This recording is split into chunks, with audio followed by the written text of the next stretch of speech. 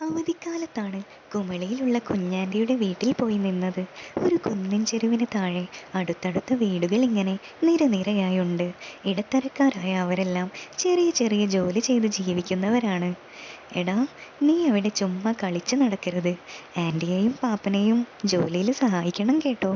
അമ്മ പതിവ് പോലെ ഉപദേശിച്ചുകൊണ്ട് ബാഗിൽ തുണികളും കുറേ അച്ചാറ് കുപ്പിയും പലഹാരങ്ങളും അടുക്കി വെച്ച് ഉപദേശിച്ച് പറഞ്ഞു വിട്ടു. പാപ്പന് ടൗണിൽ കടയാണ്. കുഞ്ഞാൻ്റി തയ്യലും ട്യൂഷനും വീട് നോക്കലും എല്ലാമായി ഒരു മിടുമിടുക്കിയാണ്. നല്ല സാമർത്ഥ്യക്കാരിയായ കുഞ്ഞാൻ്റിയുടെ പ്രത്യേകത സ്നേഹമാണ്. സ്നേഹമുള്ളവരോട് ഭയങ്കര അടുപ്പമാണ്. പുള്ളിക്കാരിക്ക് ഇഷ്ടപ്പെട്ടാൽ ചങ്ക് പറിച്ചു കൊടുക്കും. അതെല്ലാവരും അങ്ങനെയല്ലേ എന്ന് വിചാരിക്കുന്നുണ്ടാവും. പക്ഷേ അതിൻ്റെ മറുവശം എന്താണെന്ന് വെച്ചാൽ പുള്ളിക്കാരത്തിയോട് നല്ല അടുപ്പമുള്ളവർ അതേപോലെ മറ്റാളുകളോട് അടുപ്പം പാടില്ല. എൻ്റെ അമ്മ എല്ലാവരോടും ഒരുപോലെയാണ്. പക്ഷേ അമ്മ തന്നെ വല്യാൻ്റിയോട് കുഞ്ഞാൻ്റിയുടെ ഈ പ്രത്യേകത ചർച്ച ചെയ്യുന്നത് കുട്ടിയാവുമ്പോൾ തൊട്ട് കേൾക്കുന്നതാണ്. പക്ഷേ എനിക്കത്ര മനസ്സിലായില്ല. പിന്നെ ആൻറ്റിമാരുടെയും വീട്ടിൽ ഓരോ അവധിക്കാലം ചെലവഴിച്ച് മൂന്നാമത്തെ പ്രാവശ്യം കുഞ്ഞാൻ്റിയുടെ അടുത്ത് നിന്നപ്പോൾ കുട്ടിയായി എനിക്ക് അത്ര ഫീൽ ചെയ്തില്ല. പക്ഷേ 10ാം ക്ലാസ്സിലെ റിസൾട്ട് അറിഞ്ഞ് ചെന്നപ്പോൾ ആൻറ്റി കാണിച്ച അവഗണന കണ്ടപ്പോൾ എനിക്ക് ചെറിയ വിഷമമായി. അത് നീ അവിടെ ചെന്നിട്ട് ചെറിയ പണികളൊക്കെ സഹായിച്ചു കൊടുത്താൽ മതി എന്നമ്മ അന്നും ഉപദേശിച്ചു. അന്നൊക്കെ ഞങ്ങളുടെ മൂത്ത പാപ്പൻ്റെ മകൻ ഡിഗ്രിക്കാരൻ ജിതീഷിനോട് ആൻറ്റി ഭയങ്കര അടുപ്പം കാണിച്ചു. പിറ്റേ വർഷം മുത്തശ്ശൻ മരിച്ചപ്പോൾ കുറച്ചടുത്ത് പെരുമാറി ആൻറ്റി വീണ്ടും എന്നോട് കമ്പനിയായി വന്നു. ആൻറ്റി എന്താ പഴയ സ്നേഹമൊന്നുമില്ലല്ലോ എന്നൊക്കെ പറഞ്ഞ് ഞാൻ കാര്യങ്ങൾക്ക് പലതും അമ്മ പറഞ്ഞ പോലെ സഹായിച്ച് കൂടെ നിന്നപ്പോൾ ആൻറ്റി വീണ്ടും ചെറുതായി അടുപ്പമായി. നിനക്ക് വല്യാൻ്റിയോടല്ലേ ഇഷ്ടം എന്ന് ആൻറ്റി ഗൗരവത്തോടെ പറഞ്ഞപ്പോഴാണ് കുഞ്ഞാൻ്റിയുടെ ഉള്ളിലിരിപ്പ് അമ്മ പറഞ്ഞ പഴയ കാര്യങ്ങൾ എനിക്ക് മനസ്സിലായത്. വലിയ കുട്ടിയായതുകൊണ്ട് അതൊക്കെ മനസ്സിലാക്കി ഞാൻ അമ്മ പറഞ്ഞതുപോലെ സൂക്ഷിച്ച് പെരുമാറാൻ തുടങ്ങി. അതുകൊണ്ട് ഉള്ളിൻ്റെ ഉള്ളിൽ ഒരു പേടിയോടെയാണ് കുഞ്ഞാൻ്റിയോട് എപ്പോഴും പെരുമാറിയിരുന്നത്. ഒരിക്കലും ആരോടും കുട്ടികളോട് പ്രത്യേകിച്ചും ഒരു തിരിച്ചു വ്യത്യാസവും കാണിച്ചിട്ടില്ല. പക്ഷേ എന്നിട്ടും എനിക്ക് കുഞ്ഞാൻ്റിയെ ആയിരുന്നു ഇഷ്ടം. കാരണം നേരത്തെ പറഞ്ഞ പോലെ മിടുക്കിയായിരുന്നു. ആ പ്രദേശത്ത് ആദ്യം സ്കൂട്ടർ പഠിച്ച് വണ്ടിയെടുത്ത് ഓടിച്ച് കാര്യങ്ങൾ നോക്കിയത് ആൻറ്റി ആയിരുന്നു. പാചകം, തുന്നൽ, ട്യൂഷൻ, നീന്തൽ, വിറക് കീറൽ തുടങ്ങി മരത്തിൽ കയറലൊഴിച്ച് എന്തും കുഞ്ഞാൻ്റി ചെയ്യും. അതും പണ്ട് കയറുമായിരുന്നിരിക്കാം. പക്ഷെ നമ്മുടെ നാട്ടിൽ പെണ്ണിനെന്തായാലും കുറച്ച് പരിമിതി ഉണ്ടല്ലോ. പാവത്താനായ പാപ്പൻ്റെ അറിവില്ലായ്മയൊക്കെ നോക്കി പരിഹരിച്ച് എല്ലാ കാര്യങ്ങളും മിടുക്കിയായി നോക്കി നടത്തിയിരുന്നു. അതിൻ്റെ കൂടെ പ്രായത്തിൻ്റെ മാറ്റവും എനിക്ക് വന്നു തുടങ്ങിയല്ലോ. എല്ലാ ആൺകുട്ടികളെയും പോലെ ഞാനും ഫോണിൽ രഹസ്യമായി വീഡിയോ കാണലും ചെറിയ പരിപാടികളും ഒക്കെ തുടങ്ങിയിരുന്നു. അതും എല്ലാവരെയും പോലെ ആൻറ്റിമാരിൽ നിന്നും തന്നെയായിരുന്നു തുടക്കം. ആ സമയത്താണ് പറഞ്ഞതുപോലെ മുത്തശ്ശൻ്റെ മരണവും കൂടി വീണ്ടും ആൻറ്റിയുമായി അടുപ്പമാവുന്നതും. പക്ഷെ അന്നും ആൻറ്റി ജിബീഷിനോട് വല്ലാത്തൊരു സ്നേഹം കാണിച്ചു. സ്കൂട്ടറിലിരുത്തി ജിബീഷിനെ കൊണ്ട് ആൻറ്റി കാര്യങ്ങൾക്കായി പാഞ്ഞു നടന്നു. അവരുടെ അടുപ്പത്തിൽ ചെറിയ സംശയം എനിക്ക് തോന്നി തുടങ്ങി. കാരണം വീഡിയോസ് കുറേ കണ്ട് കാര്യങ്ങളൊക്കെ ഏകദേശം ഞാനും മനസ്സിലാക്കി തുടങ്ങിയിരുന്നു. പക്ഷെ ആൻറ്റിയോടുള്ള ഈ ഒരു അടുപ്പം കൊണ്ട് ഒരിക്കലും നേരിട്ട് ഞാനൊന്നും കാട്ടാതിരിക്കാൻ ശ്രദ്ധിച്ചു. ജിബീഷും ആൻറ്റിയും കൂടി അങ്ങനെ ചിരിച്ചു കളിച്ച് എൻ്റെ മുന്നിൽ പറന്നു നടന്നു. ഞാനും ചളിയൊക്കെ പറഞ്ഞ് അവരുടെ കൂടെ പരമാവധി അടുപ്പത്തിൽ നിന്ന് എന്തെങ്കിലും കാണാൻ പറ്റുമോ എന്ന് നോക്കുമായിരുന്നു. പക്ഷേ തമാശകൾ പറഞ്ഞ് മുട്ടിയുരുമ്മി നടക്കുന്നത് മാത്രമേ നേരിട്ട് എനിക്ക് കാണാൻ പറ്റുള്ളൂ. അങ്ങനെ ഈ വർഷം ഡിഗ്രി ഫസ്റ്റ് ഇയർ കഴിഞ്ഞ് ഞാൻ ആൻറ്റിയുടെ വീട്ടിലേക്ക് പോകുന്നു. കഴിഞ്ഞ മാസം 19 തികഞ്ഞപ്പോൾ എനിക്ക് നല്ല മീശയൊക്കെ വന്നു തുടങ്ങി. കൂട്ടുകാരുമായി ചേർന്ന് ഓരോ പെഗ് കഴിക്കാനും ആരും കാണാതെ ഓരോ സിഗരറ്റ് കത്തിക്കാനും ഒക്കെ ഞാനും തുടങ്ങിയിരുന്നു. പക്ഷേ ആൻറ്റിയുടെ അടുത്ത് ചെന്നാൽ ഇതൊന്നും നടക്കൂല എന്നത് എനിക്ക് വിഷമമുണ്ടാക്കി. എങ്കിലും ആൻറ്റിയുമായി കമ്പനിയായി നടക്കുന്നതിൻ്റെ ഒരു സന്തോഷത്തിൽ ഞാൻ ബസ്സിലിരുന്ന് കിനാവ് കണ്ടു. കാരണം അറിയാതെ അന്നോണം 1-2 തവണ ഞാൻ ഇങ്ങനെ ചിന്തിച്ചിരുന്നിട്ടുണ്ട്. മുത്തശ്ശൻ്റെ മരണ ദിവസം തൊട്ട് നല്ല അടുപ്പമായി വന്നപ്പോൾ 18 മുതിർന്ന ആൺകുട്ടിയായതിൻ്റെ ലക്ഷണം കാണിച്ചു തുടങ്ങിയിരുന്നു ഞാൻ. കൂടെ ജിബീഷുമായുള്ള ആൻറ്റിയുടെ നടപ്പും എടുപ്പും എൻ്റെ മനസ്സിൻ്റെ സങ്കല്പ കഥകളായി. അങ്ങനെ കിനാവിൽ മാത്രം ആൻറ്റിയെ ആ രീതിയിൽ സങ്കല്പിച്ചോർത്ത് ഞാൻ ബസ്സിറങ്ങി സ്വപ്നം കണ്ട് നടന്നു. മാർക്കറ്റിൽ പോയ ആൻറ്റിയും ഞാനും. ആ, നീ വലുതായല്ലോ, ഒരു കൊല്ലം കൊണ്ട്. വിജയശാന്തി പോലെ സ്കൂട്ടർ മുറ്റത്ത് നിർത്തി ആൻറ്റി ശടവടയിൽ ഓടി വന്ന് കെട്ടിപ്പിടിച്ചുകൊണ്ട് പറഞ്ഞു. മുല്ലപ്പൂവിൻ്റെ ഗന്ധത്തിൽ മുഴുകി നിന്നപ്പോൾ പെട്ടെന്ന് എനിക്ക് കള്ളക്കിനാവുകൾ വന്നെങ്കിലും അതൊക്കെ അടക്കി നിർത്തി ആൻറ്റിയോട് കുശലം പറഞ്ഞു. ഇപ്പോൾ വലിയ ആൻറ്റിയുടെ അടുത്തൊന്നും പോവാതെ ആദ്യം വന്നത് ആൻറ്റിയുടെ അടുത്തേക്കാണെന്ന് പറഞ്ഞപ്പോൾ ആൻറ്റി ആവേശത്തോടെ വീണ്ടും കെട്ടിപ്പിടിച്ച് ആൻറ്റിയുടെ തനി സ്നേഹ സ്വഭാവം കാണിച്ചു. വീട്ടിലേക്കുള്ള സാധനങ്ങളുടെ 2 വലിയ ബാഗ് എടുത്ത് വണ്ടി ലോക്ക് ചെയ്ത് ആൻറ്റി ഒരു ബാഗ് എൻ്റെ കയ്യിൽ പിടിപ്പിച്ചു. രണ്ടും ഇങ്ങോട്ട് താ ആൻറ്റി, ഞാൻ പിടിക്കാം. ഞാൻ 2 കവറും വാങ്ങി പിടിച്ചു. ഓ, വലിയ ചെറുക്കനായല്ലോ നീ ഇപ്പോൾ അല്ലേ? ആൻറ്റി എൻ്റെ തോളിൽ തട്ടി ബാഗ് കയ്യിൽ തന്നു. ഓ, മസിലൊക്കെ ആയില്ലേ ആൻറ്റി? ഞാൻ 2 കവറും പിടിച്ച് തവള മസിൽ പെരുപ്പിച്ച് കാണിച്ചു. ഓ, സൽമാൻ ഖാൻ ആയിപ്പോയോ കൊച്ചു പയ്യൻ. അതിനിടയിൽ എൻ്റെ കയ്യിലെ മസിലിൽ പിടിച്ച് ആൻറ്റി ഒരു ഞെക്ക് ഞെക്കി. ഞങ്ങൾ ഓരോ കളി പറഞ്ഞങ്ങനെ വീട്ടിനകത്ത് കയറി. ഇന്നാ ചെറിയ ഗിഫ്റ്റ് എൻ്റെ വക. ഫസ്റ്റ് ഇയറൊക്കെ പാസ്സായതല്ലേ നീ? ആൻറ്റി ഒരു കവറും പിടിച്ച് സെറ്റിയിൽ വന്നിരുന്നു. ഞാൻ മിഴിച്ചു നോക്കി. +2 പാസ്സായപ്പോൾ നല്ല മാർക്കുണ്ടായിരുന്നു. അന്ന് തിരിഞ്ഞു നോക്കാത്ത ആളാണ്. ഇപ്പോൾ ഡിഗ്രി ഫസ്റ്റ് ഇയറിന് മാർക്ക് വളരെ കുറവാണ്. എല്ലാവരും മാർക്ക് വളരെ കുറഞ്ഞതിന് സ്ഥിരം വഴക്ക് പറഞ്ഞ് നേരം കളയുകയാണ്. ആൻറ്റി മാത്രം സമ്മാനം തരുന്നു. ഇതാ ജീൻസും ഷർട്ടുവാ, നോക്കെടാ. ആൻറ്റി കവർ കയ്യിലോട്ട് വെച്ചു. ഇതാണ് ആൻറ്റിയുടെ നേരത്തെ പറഞ്ഞ സ്വഭാവം. ഇഷ്ടപ്പെട്ട് കൂടെ നിന്നാൽ ആരും കാണിക്കാത്ത സ്നേഹം തരും. ഓ, ആദ്യമായിട്ടാ ഇപ്രാവശ്യം സമ്മാനം കിട്ടുന്നത്. എല്ലാവരും വഴക്ക് പറയാ. ഞാൻ കവർ വാങ്ങി പൊട്ടിച്ചു.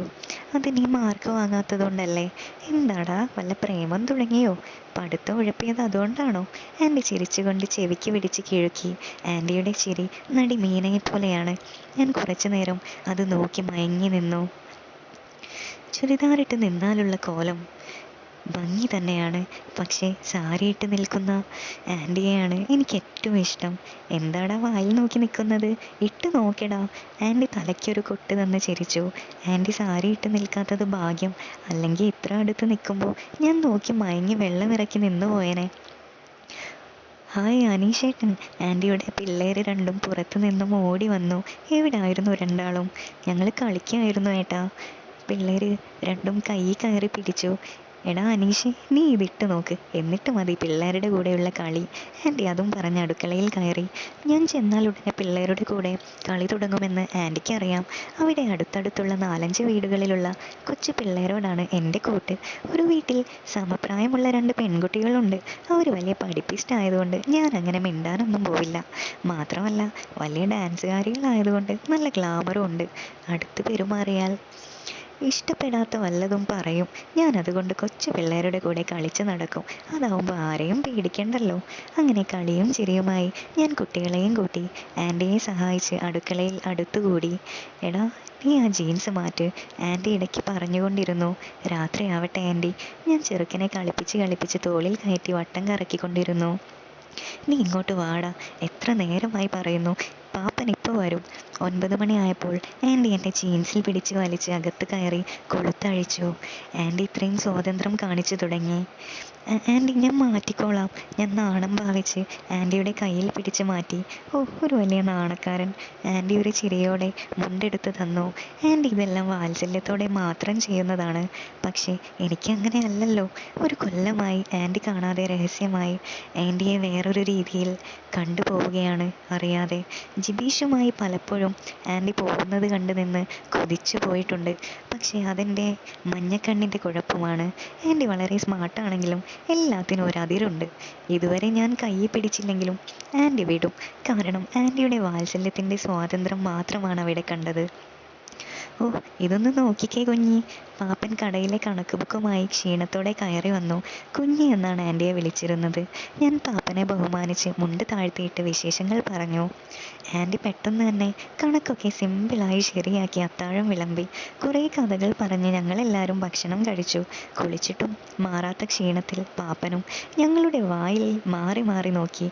പിള്ളേരും കോഴി ഒരിച്ചത് കടിച്ചു പറിച്ചു. കഥ പറഞ്ഞിരുന്നു. നല്ല ക്ഷീണം. ഞാൻ കിടക്കുക. ഉണ്ട് കഴിഞ്ഞ പാപ്പൻ ഉറങ്ങാൻ പോയി. ആൻറ്റി കൈ കഴുകി വന്ന് സെറ്റിയിൽ.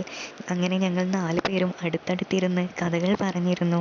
എൻ്റെ മടിയിൽ ചാറി ചെറുക്കനും ആൻറ്റിയുടെ മടിയിൽ കിടന്ന് പെണ്ണും ഉറങ്ങിപ്പോയി. അവനെ എടുത്തോടാ അനു. കിടത്താം. എന്നിട്ട് നിന്നോട് എനിക്കൊരു രഹസ്യം ചോദിക്കാനുണ്ട്. ആൻറ്റി എൻ്റെ മുഖത്ത് നോക്കി ഒരു കള്ള ചിരി ചിരിച്ചു. മീനയുടെ വർണ്ണപ്പകിട്ട് ചിരി പോലെ തോന്നി എനിക്കപ്പോൾ. എനിക്കെന്തോ പോലെയായി. ജിബീഷുമായി ആൻറ്റി ഇതേ ചിരിയോടെ മുട്ടിയൊരുമ്മി നടക്കുമ്പോഴാണ് എനിക്ക് ആൻറ്റിയോട് പലതും തോന്നി തുടങ്ങിയിരുന്നത്. കുട്ടികളെ കിടത്തി വീണ്ടും സെറ്റിയിലിരുന്ന് ആൻറ്റി എൻ്റെ തുടയിൽ കൈവച്ച് അതേ ചിരിയോടെ ഇരുന്നു. TV വെക്കാം, ആരും കേൾക്കണ്ട നമ്മൾ സംസാരിക്കുന്നത്. ആൻറ്റി ചിരിയോടെ കണ്ണിറുക്കി കാണിച്ചു. ദൈവമേ, എന്തൊക്കെയായി നടക്കുന്നേ? എടാ, നിനക്ക് മാർക്ക് കുറഞ്ഞത് പ്രേമം കൊണ്ടാണോടാ? ആൻറ്റി അടുത്ത് വന്നിരുന്ന് മുടി മുന്നിലോട്ടിട്ട് വീണ്ടും കൈവച്ച് ചേർന്നിരുന്നു. ദൈവമേ, എന്തൊരു ഭംഗിയാണിപ്പോൾ ആൻറ്റിക്ക്. സത്യം പറഞ്ഞാൽ ഈ ചുരിദാർ ആയതുകൊണ്ടാണ്. സാരി എങ്ങാനും ആണെങ്കിൽ ഞാനിവിടെ ബോധം കെട്ട് വീണേനെ. ആൻറ്റിയുടെ ഈ സൗന്ദര്യം ഇങ്ങനെ ആസ്വദിച്ചപ്പോൾ എനിക്കെന്തോ രോമാഞ്ചം വന്നു. അങ്ങനെ പ്രേമമൊന്നുമില്ല ആൻറ്റി, കുറച്ച് ടഫായിരുന്നു. ഇംഗ്ലീഷിലല്ലേ? ഞാൻ ആൻറ്റിയുടെ തുടുത്ത കവിളിൽ നോക്കി പറഞ്ഞു. ശരിക്കും ചുമ്മാ ഇങ്ങനെ സിനിമയും കണ്ട് എന്തൊക്കെയോ ആലോചിച്ച് ഫോണിലും കുത്തിക്കളിച്ച് സമയം കൊണ്ട് കളഞ്ഞ് മാർക്ക് കുറഞ്ഞതാണെന്ന് ആൻറ്റിയോട് പറയാൻ പറ്റില്ലല്ലോ. പിന്നെ ഉഴപ്പന്മാരായ കൂട്ടുകാരോടൊപ്പം വലി കുടി ഒക്കെ ടേസ്റ്റും നോക്കി തുടങ്ങിയ കാര്യങ്ങളും. ഞാൻ നിന്നെ വഴക്ക് പറയാനൊന്നും പോണില്ലടാ. ചുമ്മാ ഈ പ്രായത്തിലൊക്കെ തോന്നില്ലേ, അതറിയാൻ ചോദിച്ചതാ. ആൻറ്റി എൻ്റെ തുടയിലടിച്ച് വീണ്ടും നേരെ മുകളിലോട്ട് തഴുകി. ദൈവമേ, ഞാൻ മനസ്സിൽ വിചാരിച്ചു, കൊണ്ടുവന്ന് 3/4 ഇട്ടാൽ മതിയായിരുന്നു. ഇത് മുണ്ടാണ്, വിശ്വസിക്കാൻ പറ്റില്ല. എനിക്കാണെങ്കിൽ മുണ്ടെടുത്ത് വലിയ ശീലവും ഇല്ല. ആൻറ്റി ചിലപ്പോൾ പിണങ്ങും എന്ന് വിചാരിച്ചാണ് ലുങ്കി ഉടുത്തത്. അല്ലെങ്കിൽ ബാഗിലുള്ള 3/4 ഒരെണ്ണം എടുത്തിട്ടേനെ. ഇതിപ്പോൾ ആൻറ്റി ഇങ്ങനെയൊക്കെ ചെയ്യാൻ തുടങ്ങിയ മുണ്ട് മിക്കവാറും അഴിഞ്ഞു പോവും. ഭാഗ്യത്തിന് പെട്ടെന്ന് ആൻറ്റി മുഖത്തൊട്ട് നോക്കിയിരിക്കുന്നു. അതിപ്പം സത്യം പറഞ്ഞാൽ അങ്ങനെ ചില കാര്യങ്ങളുണ്ട് ആൻറ്റി. ഞാൻ മുണ്ട് നേരെയിട്ട് പറഞ്ഞു. അത് ശരി, പറയടാ, എന്താ ഉണ്ടായത്? ഏതാ അവള്? ആൻറ്റി കണ്ണുയർത്തി നോക്കി. അല്ലെങ്കിലും ജീവിതത്തിൽ പെണ്ണുങ്ങൾ പെട്ടെന്ന് പ്രേമിക്കില്ലെങ്കിലും ഇങ്ങനത്തെ കാര്യങ്ങൾ അറിയാൻ അവർക്കാണ് കൂടുതൽ താല്പര്യം. അങ്ങനെയൊന്നുമില്ല ആൻറ്റി. ക്ലാസ്സിലെ ഏതാണ്ട് എല്ലാ പെൺപിള്ളേരോടും എനിക്ക് ഓരോന്ന് തോന്നുന്നുണ്ട്. അതാ. ഞാനൊരു വെടലച്ചിരി ചിരിച്ചു പറഞ്ഞു. എല്ലാ പെണ്ണുങ്ങളോടും തോന്നുന്നുണ്ട്, പ്രത്യേകിച്ച് ആൻറ്റിയോട് എന്നാണ് മനസ്സിൽ വന്നത്. പക്ഷെ പറയാൻ പറ്റില്ലല്ലോ. പോടാ, അതിപ്പോൾ എല്ലാ ആൺപിള്ളേരും അങ്ങനെ. സ്പെഷ്യലായി ആരെങ്കിലും ഉണ്ടോടാ? ആൻറ്റി വീണ്ടും തുടയിലൊന്ന് നുള്ളി. എനിക്കാണെങ്കിൽ ആ നുള്ളലിൽ രോമാഞ്ചം ഇങ്ങനെ കയറി വരുമായിരുന്നു. എന്നോടൊക്കെ ആർക്ക് തോന്നാനാ ആൻറ്റി സ്പെഷ്യലായിട്ട്? ഞാനൊന്ന് സ്വയം താഴ്ത്തി പറഞ്ഞു. നിന്നോട് തോന്നിയില്ലെങ്കിൽ അവളൊക്കെ പെണ്ണാണോടാ? ആൻറ്റി വീണ്ടും പെട്ടെന്ന് പതിയെ എൻ്റെ തുടയിൽ നുള്ളിക്കൊണ്ട് പറഞ്ഞു. ആൻറ്റിയുടെ തഴുകൽ ഇങ്ങനെ കൂടി കൂടി വന്നു. എൻ്റെ ശരീരമാകെ വൈദ്യുതി പ്രവാഹിച്ചു വരുന്നത് പോലെ എൻ്റെ മുഖം ചുവന്നു. ആൻറ്റിയുടെ കവിളിലെ തലോടൽ ആസ്വദിച്ച് ഞാനൊരു നിമിഷം നിന്നു. അപ്പോഴേക്കും കുട്ടന് നാണം വന്നു. എൻ്റെ മുഖത്തെ ചുവപ്പ് കണ്ട് ആൻറ്റി കളിയാക്കിക്കൊണ്ട് എൻ്റെ ചെവിയിൽ പിടിച്ചു. പിന്നെ പെട്ടെന്ന് അലസമായി കൈ താഴോട്ടിട്ടു. പതിയെ അത് ചെന്ന് വീണത് അവിടെയായിരുന്നു. എങ്കിലും ഞാനൊന്നും അറിയാത്ത ഭാവത്തിൽ അങ്ങനെ ഇരുന്നു. ആൻറ്റിയെ ഒന്ന് പാളി നോക്കി. ആൻറ്റിയും പക്ഷെ എന്നെക്കാളും അറിയാത്ത ഭാവമിട്ട് കൈ വലിച്ച് മുടി പൊക്കി കെട്ടാൻ തുടങ്ങി. പക്ഷെ ആൻറ്റിയുടെ മുഖത്തൊരു നാണം ചുവപ്പ് പടർന്നത് എനിക്ക് തോന്നി. വലിയ ചെറുക്കനായി, പക്ഷെ പ്രേമമൊന്നും ഇല്ലത്രേ. കള്ളൻ. ആൻറ്റി ഒരാക്കിയ ചിരിയോടെ എഴുന്നേറ്റ് മുടി കെട്ടിക്കൊണ്ട് റൂമിലേക്ക് നടന്നു. എടാ വെള്ളം മേശപ്പുറത്തുണ്ട് ട്ടോ. ആൻറ്റി വാതിലടയ്ക്കാൻ നേരം ചിരിച്ചുകൊണ്ട് നോക്കി. മുടി തോളിലൂടെ ഇട്ട് കിടക്കാൻ പോകുന്ന ആൻറ്റിയുടെ നോട്ടം കൂടി കണ്ടപ്പോൾ ഞാൻ പോയി വെള്ളം കുടിച്ച് കിടക്കാൻ വേണ്ടി റൂമിലേക്ക് നടന്നു. അങ്ങനെ നേരം വെളുത്തു. എണീറ്റ് കുളിയും പാസാക്കി കാപ്പിയും കുടിച്ച് പാപ്പൻ പോകുന്നത് വരെ എനിക്ക് നല്ല തിരക്കായിരുന്നു. തേങ്ങ ചിരവിയും ചെടിക്ക് വെള്ളം ഒഴിച്ചുമൊക്കെ ചെറിയ ചെറിയ പണികളിൽ ഞാനും ആൻറ്റിയെ സഹായിച്ചു. ആൻറ്റി തിരക്കിട്ട് ജോലി എടുക്കുന്നതിനിടയിലും എനിക്ക് ഇടയ്ക്കിടെ ഓരോ ചിരി സമ്മാനിക്കുന്നുണ്ടായിരുന്നു. ഇന്നലെ നടന്ന കാര്യങ്ങളാണ് ആൻറ്റിയുടെ ചിരി കാണുമ്പോൾ എനിക്ക് ഓർമ്മ വരുന്നത്. എനിക്കെന്തോ രോമാഞ്ചം വന്നു. ഓ, അങ്ങനെ അടുക്കളപ്പണിയൊക്കെ ഒതുങ്ങി ഇനി തയ്ക്കാൻ തുടങ്ങാം. പാപ്പൻ പോയി കഴിഞ്ഞപ്പോൾ തിരക്കൊഴിഞ്ഞ ആൻറ്റി മുടി പൊക്കി കെട്ടി തയ്യൽ റൂമിലേക്ക് കയറി. ഞാനും കൂടാം ആൻറ്റി. പതിവ് പോലെ ഞാൻ മുട്ടിയൊരുമി നിന്നു. ചുരിദാറാണെങ്കിലും ആ മുഖവും ചിരിയും കളിയും ഒക്കെ നോക്കിക്കണ്ട് അങ്ങനെ നിൽക്കാലോ. മാത്രല്ല അമ്മയുടെ ഉപദേശം ഉണ്ടല്ലോ, നീ എന്ത് കൂടാനാടാ ഇതിൽ, നീ പോയി കളിച്ചോ, അതാ പിള്ളേരുണ്ടവിടെ, അവരെയും വിളിച്ചോ. ആൻറ്റി ചിരിച്ചുകൊണ്ട് പറഞ്ഞ് അളവ് വരയ്ക്കാൻ തുടങ്ങി. അത് കേൾക്കേണ്ട താമസം പിള്ളേർ ഓടി വന്ന് ചേട്ടാ ചേട്ടാ എന്ന് വിളിച്ച് കൈ തൂങ്ങി കളിക്കാൻ തുടങ്ങി. എന്തെങ്കിലും നമ്പർ ഇടണം, അല്ലെങ്കിൽ പിള്ളേർ എന്നെയും കൊണ്ടേ പോവൂ. ഇന്ന് ഉച്ച കഴിഞ്ഞ് നമുക്ക് കാട്ടിൽ പോവാം. ഇപ്പോൾ ചേട്ടൻ റെസ്റ്റ് എടുക്കട്ടെ. ആ നമ്പറിൽ പിള്ളേർ വീണു. കാരണം അടുത്ത് തന്നെ റിസർവ് ഫോറസ്റ്റ് ആണ്. പക്ഷേ ഞാൻ ചെല്ലുമ്പോൾ മാത്രമേ പിള്ളേരെ അങ്ങോട്ട് കളിക്കാൻ വിടാറുള്ളൂ. കാട്ടുമാവും പേരയ്ക്കയും കാട്ടുപഴങ്ങളും ഒക്കെ ഞാൻ പറിച്ചു കൊടുക്കും. പിള്ളേർ അതിൻ്റെ വല്ലാത്ത ഉത്സാഹത്തിൽ നടക്കാൻ പോകുന്ന സന്തോഷത്തിൽ പുറത്തേക്ക് പോയി. അതുങ്ങൾ പോയി. ഞാൻ ആശ്വസിച്ചിരിക്കുമ്പോൾ ആൻറ്റിയുടെ മുഖത്തോട്ട് നോക്കി. നിലത്തിരുന്ന് ഭിത്തിയിൽ ചാരിയിരുന്നു. കൊള്ളാം, നിന്റെ നമ്പർ ഏതായാലും കൊള്ളാം. എന്തിനാണ് ഈ നമ്പറൊക്കെ ഇടുന്നത്? ആൻറ്റി ചിരിച്ചുകൊണ്ട് പതിയെ മെഷീൻ ഓണാക്കി തയ്ച്ചുകൊണ്ട് ചോദിച്ചു. ഓ, ഈ വെയിലത്ത് എന്ത് കളിക്കാൻ ആൻറ്റി? ഞാൻ ആൻറ്റിയുടെ കാലിലെ പാദസരം കുലുങ്ങുന്നത് നോക്കി നിന്നു. ഇവിടെ ഇരുന്നിട്ട് എന്നാ കിട്ടാനാടാ? ആൻറ്റി പാദസരം കുലുക്കിക്കൊണ്ട് സുന്ദരമായ പാദങ്ങൾ ഇളക്കിക്കൊണ്ട് തയ്ച്ചു. ഇവിടെ ചുമ്മാ ഇങ്ങനെ ആൻറ്റിയെ വായി നോക്കിയിരിക്കാലോ. ഞാനും ചുമ്മാ ചളി അടിച്ചു. ആൻറ്റി അതെല്ലാം ഫ്രണ്ട്ലി ആയിട്ട് എടുത്തുള്ളൂ. പക്ഷേ എനിക്ക് അങ്ങനെയല്ലല്ലോ. ഇന്നലെ നീ ഉത്തരവൊന്നും തന്നില്ല കേട്ടോ. നൈസായി ഒഴിവായി. ആൻറ്റി വീണ്ടും ചുറ്റും നോക്കി ശബ്ദം താഴ്ത്തി പറഞ്ഞു. എനിക്ക് പെട്ടെന്ന് തലേ രാത്രിയിലെ മൂഡ് വന്നു ആൻറ്റിയുടെ മുഖം കണ്ടിട്ട്. അതിന് ആൻറ്റിയുടെ അത്ര ഗ്ലാമറുള്ള ഒരുത്തിയൊന്നും എൻ്റെ ക്ലാസ്സിലില്ല. ഞാൻ അലസമായിട്ട് ആൻറ്റിയെ ഒന്ന് സുഖിപ്പിച്ച് പറഞ്ഞു. ശരിക്കും സുഖിപ്പിക്കലൊന്നും അല്ല കേട്ടോ, എല്ലാ രീതിയിലും വല്ലാത്തൊരു ഭംഗിയാണ് ആൻറ്റിക്ക്. ആ ചുരിദാർ കൂടി ഇട്ടില്ലെങ്കിൽ ഞാൻ ചിലപ്പോൾ പലതും കണ്ട് തല കറങ്ങി വീണേനെ. ഓ, ഒന്ന് പോടാ അവിടുന്ന്. ഞാനൊരു തടിച്ചിയല്ലേ, എന്ത് ഗ്ലാമറാണ് എനിക്കുള്ളത്. ആൻറ്റി ഒന്ന് ചുണ്ട് തള്ളി. ഓ, അത് കണ്ടപ്പോൾ എനിക്ക് എന്തോ പോലെയായി. ഞാൻ പെട്ടെന്ന് ചമ്രം പടിഞ്ഞിരുന്നു. അങ്ങനെ ഇരുന്നാൽ പെട്ടെന്ന് എന്ത് മുഴച്ച് നിന്നാലും അറിയില്ല. കാരണം രാത്രിയിലെ പോലെ ഇന്നലെ നടന്നതുപോലെ എന്തെങ്കിലുമൊക്കെ നടന്നാൽ ആൻറ്റി നോക്കുവാണേ തന്നെ നേരെ കുത്തനെ എൻ്റെ മടിയിലേക്കല്ലേ നോക്കുക. പിന്നെ ആൻറ്റിക്ക് എല്ലാ ആവശ്യത്തിനും അതടി. ഞാൻ ആവേശത്തിന് ചാടി പറഞ്ഞു. പറഞ്ഞു കഴിഞ്ഞ് വേണ്ടായിരുന്നു എന്ന് തോന്നി. കാരണം ആൻറ്റിയുടെ പാവം മാറിയാൽ പിന്നെ ഒരു കൊല്ലത്തേക്ക് നോക്കണ്ട. നീ അങ്ങനെ ആൻറ്റിയുടെ എല്ലായിടത്തും തടി നോക്കി നടക്കുവാണോ? ആൻറ്റിക്ക് ദേഷ്യമൊന്നുമില്ല, പക്ഷെ ശബ്ദത്തിൽ ഒരു ശാസനയുണ്ട്. അല്ല ആൻറ്റി, ഞാൻ പൊതുവെ പറഞ്ഞതാ. ഞാൻ തട്ടി മൂളി.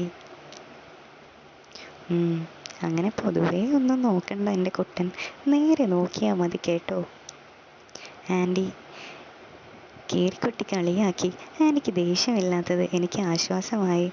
ആൻറ്റി എൻ്റെ സംസാരമെല്ലാം നല്ല പോലെ ആസ്വദിച്ചാണ് ഇരിക്കുന്നത്. അങ്ങനെ ഇടയ്ക്ക് ഓരോ പ്രയോഗമൊക്കെ ഇട്ട് ഞങ്ങൾ അങ്ങനെ ഇരുന്നു. കുഞ്ഞി പെട്ടെന്നൊരു സ്ത്രീ ശബ്ദം പുറത്തു നിന്നും കേട്ടു. ആൻറ്റി ചാടി എഴുന്നേറ്റ് എന്നെ ചുണ്ടിൽ വിരൽ വെച്ച് മിണ്ടരുത് എന്ന് ആംഗ്യം കാണിച്ചു. അടുക്കളയിലേക്ക് ഓടി. എനിക്ക് ആകെ അരിശം വന്നു. ആൻറ്റിയുടെ സൗന്ദര്യവും കവിളും ചിരിയും ഒക്കെ നോക്കിയിരിക്കുകയായിരുന്നു ഞാൻ. ചിക്കൻ കണ്ടാൽ ചോദിക്കും. ആൻറ്റി ഒച്ച താഴ്ത്തി മിണ്ടരുത് എന്ന ആംഗ്യം കാണിച്ച് ചിക്കൻ പാത്രം എടുത്ത് ഫ്രിഡ്ജിൽ വെച്ച് ഒന്നും അറിയാത്ത പോലെ വാതിൽ തുറന്നു. അതിനിടയിൽ ആൻറ്റി മൊബൈൽ എൻ്റെ കയ്യിൽ തന്ന് ചുമ്മാ തോണ്ടി കളിക്കാൻ പറഞ്ഞിരുന്നു. ആ സരിതേച്ചിയോ? ഞങ്ങൾ യൂട്യൂബിൽ ന്യൂജൻ അവിയൽ പാചകം നോക്കുമായിരുന്നു. ആൻറ്റി വാതിൽ തുറന്ന് സരിതേച്ചിയോട് സംസാരം തുടങ്ങി. എന്നാ ഉണ്ട് കുഞ്ഞേ? സരിതേച്ചി വർത്തമാനം കഴിഞ്ഞ് പാത്രം നീട്ടി. ഓ, സാമ്പാറേ ഉള്ളൂ ചേച്ചി.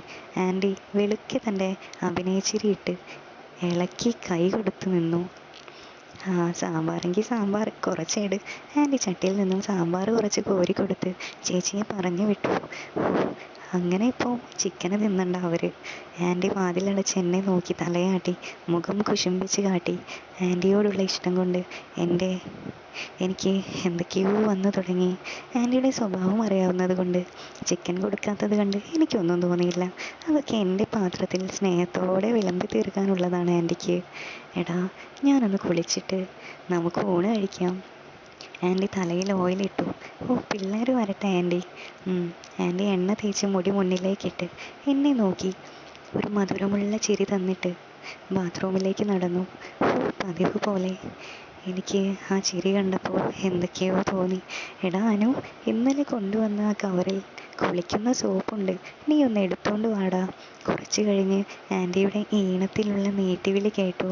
സോപ്പുമായി ചെന്ന് ഞാനൊന്ന് ഞെട്ടി. ആൻറ്റി കൈ വാതിലിനടിയിലൂടെ ഇടുമ്പോൾ കൈയൊന്ന് തൊടാമെന്ന് വിചാരിച്ചു. ഇതിപ്പോൾ വാതിൽ പകുതി തുറന്ന് ശരീരം പകുതി പുറത്ത് കാണിച്ച് വല്ലാത്തൊരു കുസൃതി ചിരിയുമായി വാതിലിൽ മുഖം ചേർത്ത് നിന്ന് കൈ നീട്ടുന്നു. ആൻറ്റിയെ ആദ്യമായിട്ടാണ് ഞാനങ്ങനെ കാണുന്നത്. അന്താളിച്ച് നിന്നു. പതിയെ ഞാൻ ആ സോപ്പ് നീട്ടിയപ്പോൾ എൻ്റെ കൈ പിടിച്ച് വലിച്ച് ആൻറ്റി എന്നെ ആ ബാത്റൂമിലേക്ക് കയറ്റി. എനിക്ക് ശ്വാസം മുട്ടുന്നുണ്ടായിരുന്നു. പതിയെ ആൻറ്റി ആ വാതിൽ കുറ്റിയിട്ടു.